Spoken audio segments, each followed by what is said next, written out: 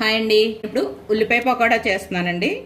ఉల్లిపాయ పకోడాకి ఇగో ఉల్లిపాయలు కోసుకో, అలాగే పచ్చిమిర్చి, కరివేపాకు, కొత్తిమీర, జీలకర్ర, అల్లం, సరిపడా కారం వేస్తున్నాను. కొంచెం పావు స్పూన్ కారం వేస్తాను, సరిపడా ఉప్పు,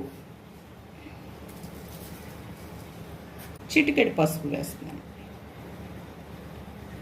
ఇవి బాగా కలిపేసుకోవాలండి. ఇలాగా కప్పుతో కప్పు శనగపిండి వేస్తున్నానండి. అరకప్పు బియ్యం పిండి, ఇది పెద్ద కప్పు అండి, ఇది చిన్నది. అరకప్పు బియ్యం పిండి వేస్తున్నానండి. కొంచెం వాటర్ వేసి కలిపేస్తున్నాను.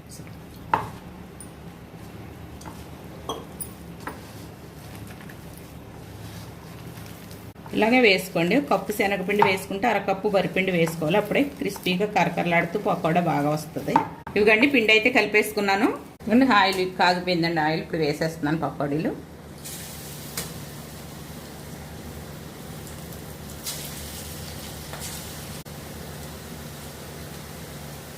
రెండు ఇలా వేసేసుకోవడమే.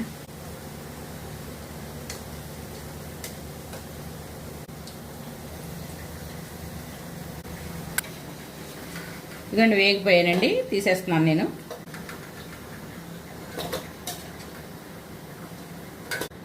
ఇక మళ్ళీ వేసేసుకుంటున్నానండి.